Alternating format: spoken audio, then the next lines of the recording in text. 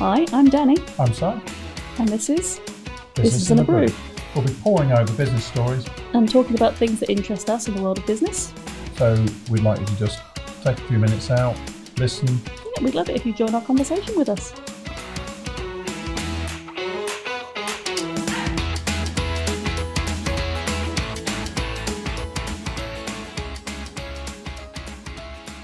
Hello. Hi. Hi. Hello. What are you talking about? How cold my fingers are. That's not a very good podcast. No, it's not. It's a short one. Right, okay. You know I'm years old, yeah? I do know you as old, yeah. Yeah. But you also know I've got a relationship with the sea. Yourself sound like an ex-merman. Well, fairly close to that, I think. All right. Yes, I know that you used to be in the Navy. Yeah. I grew up going on holiday to North Wales, Yes. right on the tip of North Wales, Aberdaron, round there.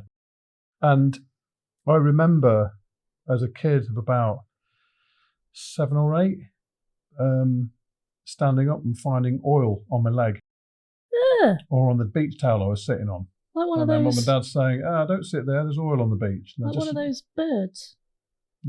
What birds? The ones who got covered in oil when there was an oil spill. Pretty much, yeah. And there was lots of it. I remember there being lots of big blobs of very sticky oil with a crust on it That's on the horrible. beach. Yeah, well, this story is about the very first oil spill Okay. from a tanker. Yeah. Pretty much in the world.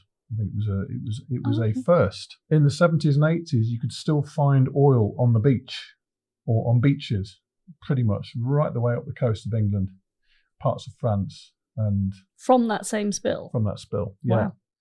Wow. Now, 90% of spills, major oil spills, are at sea Mhm. because, of course, it's the nature of it being transported from Yeah. one place to another, Yeah.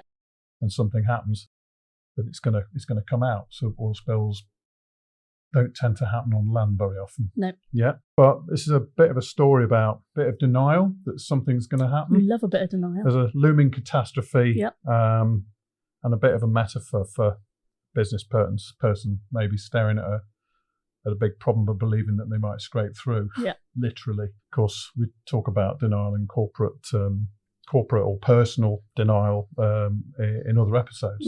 But this isn't really a corporate story, but one where business and the environment can clash together. Yeah. And be devastated by the actions of a single person. Who's this person? Which is the result of basically tunnel vision, cognitive dissonance, which is a thing, and basically continuation bias. And I'll go into those. Okay. Because they all pretty much mean the same thing. It's a ship called the SS Torrey Canyon. As in hole in the ground canyon. Yeah. Canyon. Torrey Canyon. And Torrey Canyon is a ship, one of the biggest super tankers of its time. And as I alluded to before, it's the world's first major environmental disaster caused at sea by an oil tanker. And it was owned by the Barracuda Tanker Corporation. Great name. Yeah. A bit of investigation. The name Torrey Canyon comes from a canyon in California. An actual hole in the ground. An actual hole in the ground. Yeah. A stripy looking Hole in the ground. Yeah. With all different layers.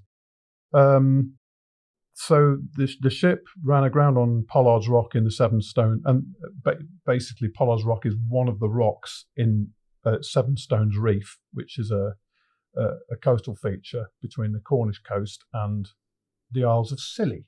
Oh, there's 7 rocks in the 7. Yeah. That's what I thought. Yeah. And that was just one of them. Yes. Thank you. Correct. Just clarify. We're probably scraped on others as well. Yeah. But the disaster really kind of made up of several points. But I'll just go into some of the initial kind of scene setting. So the captain was a man called Pastrengo Ruggiati. Ooh, easy for you to say. Great. Yes. I've been practicing that in my head. Who was considered a competent, experienced skipper, and he had more than 12 years' experience in large tankers. For those of us who did not grow up near the sea, a skipper is the captain? Captain, yeah, okay. or master as well. He's Okay. basically known as The one with master. the biggest hat. Correct. Right. Yeah, the one ultimately whose responsibility it is to get a ship from point A to point B without loss of life. Without landing on some rocks and Yeah. causing a major environmental disaster. Yeah. And he'd served as a master since 1956. Mhm. Yeah. Now, this, right, happened in 1967. Yep. The Torrey Canyon was an LR2 Suez Max class, Suez, as in Suez Canal, Yep. but Suez class oil tanker. Suez Max class oil tanker.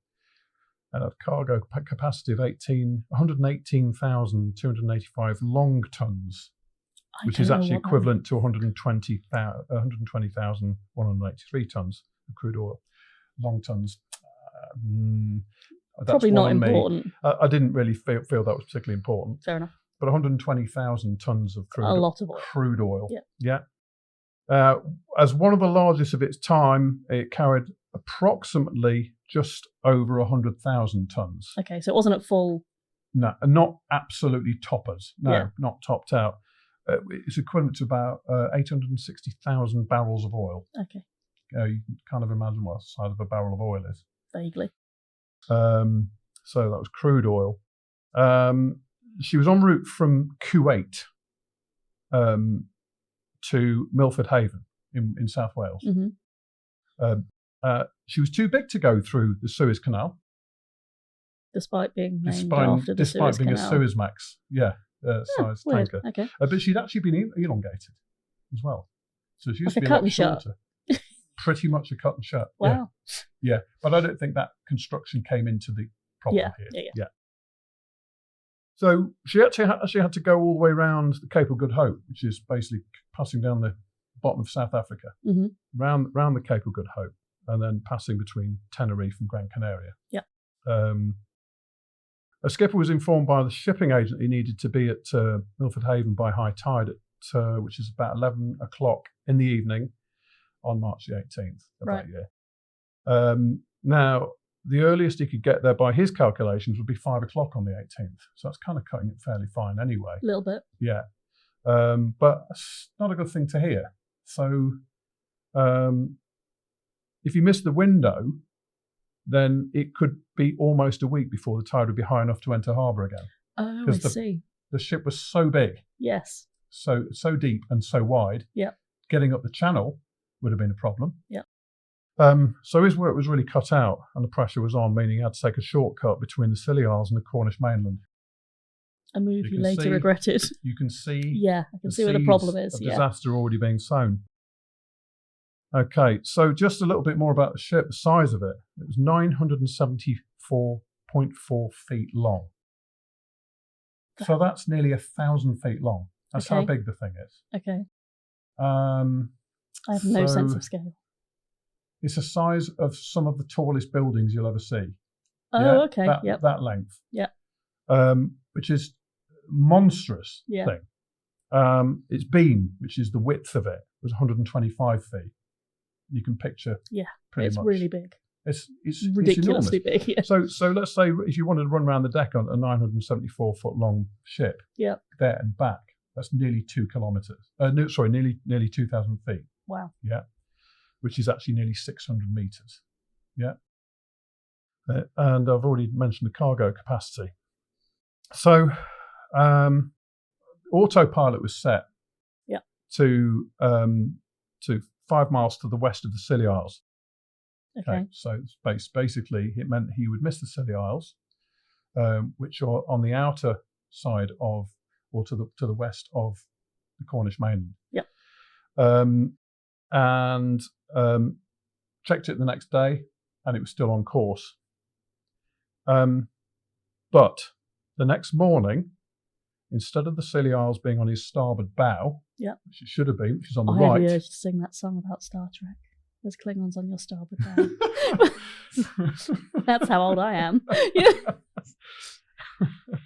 Anyway, so it wasn't on the starboard, which is the left. It's on the port, on the right. It should. So they should have been on the right. Yeah. On the starboard side, but they were on the left. They were on the port side. That must be quite a shock. Quite a shock, which means that there were strong tidal currents. And if you think about what comes through the channel from the Atlantic, if that's flowing all the time, very strong currents have basically pushed the ship off course. So the chief officer overnight had actually noticed that and actually changed the course from 18 degrees to 12 degrees. To try and compensate for that. And captain, so from 18 degrees to 12 degrees. Yeah. The captain actually realised that this course had been changed and changed the course back to the original 18 degrees. Okay. That basically put the Seven Stones Reef dead ahead. But he must have known. Yeah. Well, yes, must have known. But he was expecting to change the course of the Torrey Canyon to enter a deep channel between the Scillies and the reef. So the idea, because the Scillies on the outer side, the reef on the inner side. Yeah. So that channel between the two, which I imagine is quite tight, would have been fine. Yeah. Yeah. But there's a bit of trouble brewing because there were fishing boats with their nets out in the way. It was like one disaster after which another. delayed the turn. Yeah. He then changed the course to 13 degrees and then switched to autopilot was this again. Precise? Like 1 degree makes a difference. Yeah, absolutely. Because over a period of miles, and then you've got maybe currents as well, that can really be quite a difference. So if you imagine that going off that direction as opposed to going that direction, the further you go, the wider those points are. That is true. Okay, so a couple of hours later, autopilot was switched off and the course was changed to 0 and then switched on again. But by this time, the ship was already within the Seven Stones. Right. So they basically did a hard reset. Pretty much. They turned it off and turned it back on again. Yeah. But the captain commanded a hard swing to port, basically. That is... turn the wheel all the way left. So basically get that to turn very rapidly. But a ship of that size can't turn rapidly. It can take miles for it to turn a circle. Yeah. Think about the Titanic trying to avoid the iceberg. And there was no response. There was no response to the rudder. As in the ship didn't respond to the command to turn. Yeah. Meaning something must be wrong. So there were concerns whether there was a mechanical problem or fuses, so that delayed it by minutes. Yep. But the autopilot had actually been left on.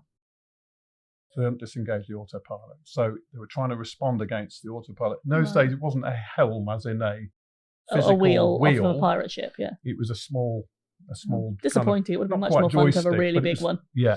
Captain Ruggiati had no choice but to make an emergency course correction. But at however many knots, it's not recorded, the sheer size Ships and don't weight. emergency brake, I assume. No. Not of that size. Any course change would have literally taken miles. Yeah. But as the autopilot was still on, ship didn't turn.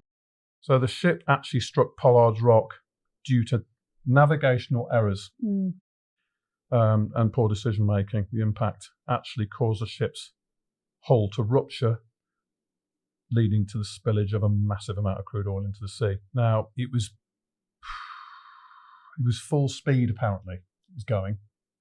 Now, full speed for a ship that size, is possibly about 15 or 18 knots, possibly. Which doesn't sound that fast, but on a ship that size with that much weight. Quite. Probably 20 miles an hour or something. Gouge extended. I think there's estimates that it was 6 of the 18 tanks. Bottom basically being torn out of the ship. And as it turned out, over 31 million gallons of crude oil spilled into the ocean. That's a lot of oil. Yeah. So basically 117 ended up on your little child metric legs. tons. Sorry? That ended up on your little child legs. Yeah. And it spread across the English Channel over the coming days and weeks and months. Well, I'm assuming if they'd never seen anything like this, they wouldn't have known what to do. And that's part of the problem as well. So it affected the coastlines of Cornwall, Channel Islands, and parts of Brittany in France, but ended up extending all the way up the coast as well. So it caused huge amounts of damage to marine and coastal ecosystems. Think about all the crustaceans, all the birds, all the mammals. Thousands of seabirds were killed, fish and other marine life heavily impacted. It's the food chain as well as absolutely, the immediate because there were loss people of life. who relied on for their own business needs. Beaches were covered in thick oil. You can actually see this on YouTube. I remember it as a kid. That's where I've seen the pictures of the birds covered in oil. Yeah, they were. Yeah, cleanup efforts caused further environmental harm due to the use of toxic dispersants and detergents. To break down piling the oil. in, washing up liquid. That kind of. I'm just trying to get the way it breaks down oil on a fairy or anything like that, but actually. Can you imagine how many bottles you'd need? Yeah. So they, the government, and it was Harold Wilson who was the PM at the time, took the measures to try and contain the spill, and the Royal Navy and the Royal Air Force were deployed to bomb the wreck, to try and burn off the remaining oil. Yeah. Wouldn't it be that more of an incendiary device? Wouldn't that much oil explode? No, it doesn't. But wasn't there the remaining oil left in the ship? Yeah. But that doesn't explode? Well, no, it does under certain circumstances. Oh. But if it's heated right up in a confined compartment and then introduced to a spark, I guess it would. But there are vapours that might come off it. But it's not the kind of thing that would just combust by itself. Oh, okay. Because petrol is obviously a refined form of crude. Okay. Of course, they tried to bomb the wreck, but it's the first time a method like that had been used. They didn't know what to expect. They didn't know how if it was going to help at all. And it burned, so that they managed to get it to light somehow. But 10,000 tons of toxic dispersants were used to break up the oil, but chemicals caused additional harm to marine and coastal habitats. So really, it went on and on and on and on. Obviously, for years afterwards, the plight of wildlife was they were literally being pulled out of the ocean. Some of them still alive and being scrubbed with I know it's really pathetic to see. But in the aftermath of this, the disaster really highlighted the risks associated with very large scale transportation of oil and a complete lack of preparedness for an environmental disaster like that. But we've had this discussion before on, say, health and safety. You're not prepared until the thing happens. Until the thing happens, yeah. But no one thought that it would happen. I mean, maybe that's a little short-sighted. So, well, yeah. But anyway, it led to massive changes in international maritime law. And there's a thing called MARPOL, which is the International Convention for the Prevention of Pollution from Ships. That's not that acronym, is it? But, that's not that acronym, no. It's marine pollution, I think, MARPOL. Okay. And stricter regulations for tanker construction and navigation as well. Yeah, because I assume you can reinforce the hull so it's less likely to pierce. Yeah, you can. I'll list some of the things as well. So the incident also raised massive public awareness because of what they were seeing. They're seeing it across all the press. They were seeing it across newsreels at the time. Awareness about the environmental protection and the need for better oil spill response. So I think we know why it happened. But I'm just going to go into that. Just due to human error, navigation mistakes, and operational decisions. But regarding navigational errors, Rigiati decided to take the shortcut, which is a known hazardous area between the coast and the Isles of Scilly. Well known, that area and the reef was well known for being dangerous and clearly marked on Admiralty charts as a hazard to avoid. Rigiati misjudged the ship's position and really didn't account for strong currents and tidal conditions in the area, and they zipped through there. And I've been through there on a small boat. There was an over-reliance on autopilot, on automatic navigation systems. and the crew so relied heavily on this and didn't manually adjust the course to avoid the reef. And they could have so easily done that. Yeah. The decision-making that went on, which is actually really the crux of this. So aside from those other things, Captain chose to take a risk to try and make the time up by navigating closer to the Seven Stones Reef to save it, to save the time. Obviously, it was behind schedule. Was he getting pressure from further up the chain to get there on time? Well, I think there's no doubt about it. The longer a ship is at sea, the more it costs. Yeah. And if you miss that window, as you said, window, then those additional costs come in. You know, what I said before, it suggested that there was potentially another week at sea if he'd missed that window. So basically what kicked in was this series of mistakes. There's a thing called cognitive dissonance, which is also known as tunnel vision, continuation bias, or get there-itis, which I love. Technical term. And it's something that I've read about in a brilliant book by Matthew Said called Black Box Thinking. And it's where airline pilots have been involved in a disaster, an air disaster. They have focused on the thing that they thought was going wrong to the exclusion of everything else and not stepping back. So you can't problem solve because you're too focused. Because you're too focused, yeah. And it happens in other things as well. You know, once things start going wrong, that focus becomes so acute. And it's particularly a problem when the captain's always right. So, you know, if there's a chain of command there, and the commander, the ship's captain, basically says it is so. It is so. You can't argue with the captain. When he was interviewed after the accident, he was asked why he didn't change course, and his answer was, "It was never in my mind." Yeah, because he assumed he was on the right course. I don't know. I really don't know how to account for that, but that was his reaction. One assumes he never captained a ship again. I don't think he did. I think he had his license revoked, his master's license. So there was this breakdown in communication among the crew members. So where the officers on watch could have made it. Well, one changed from because I assume they were actually in charge at that moment. Yeah, and you know they all knew the risks. The design and size was a factor.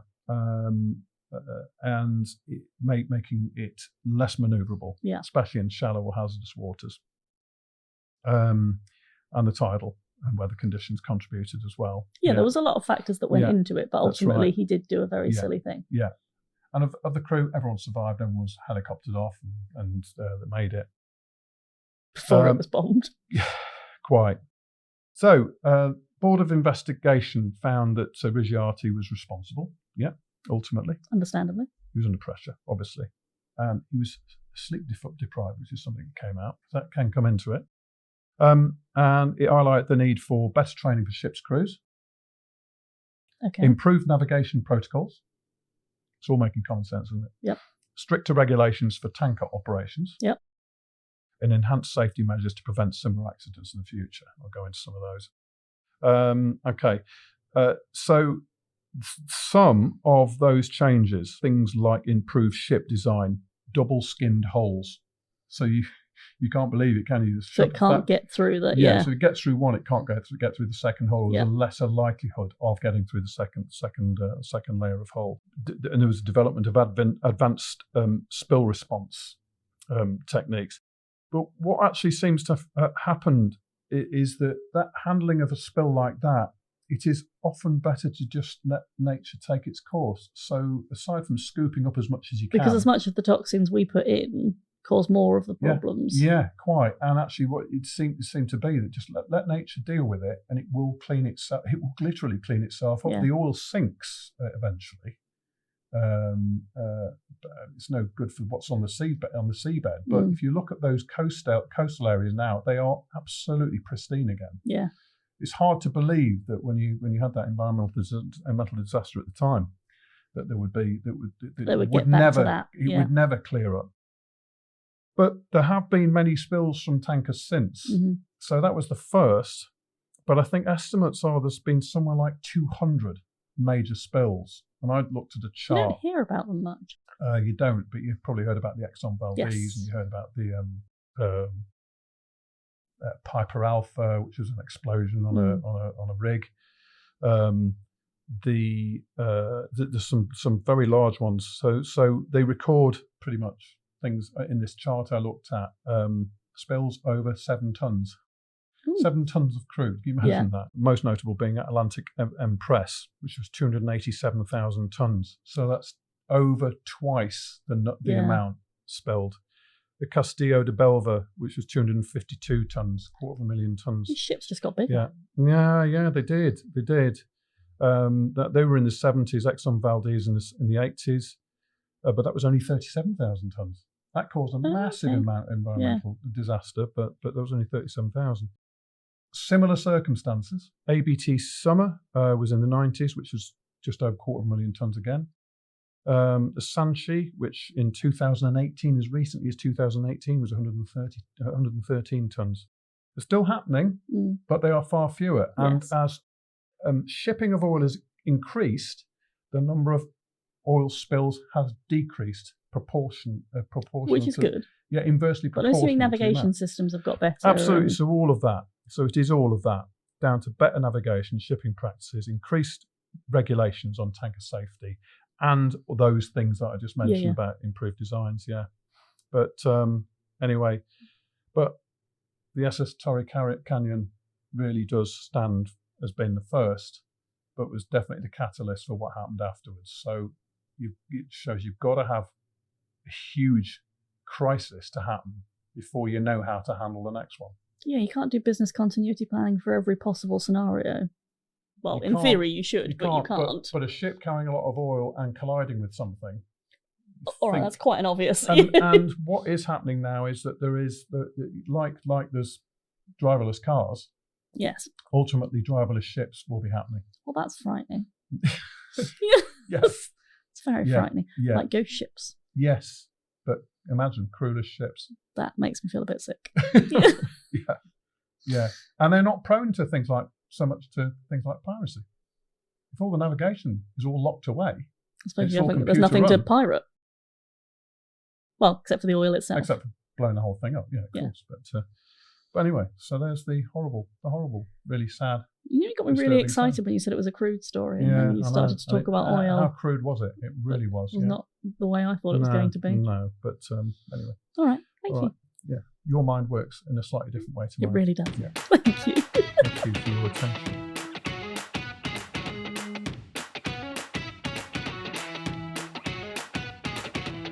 Thanks so much for listening and being a part of today's episode. If you like what you've heard, or if you feel there's something missing, or you want to ask any questions, please get in contact.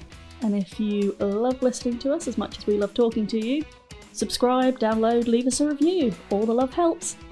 Thank you.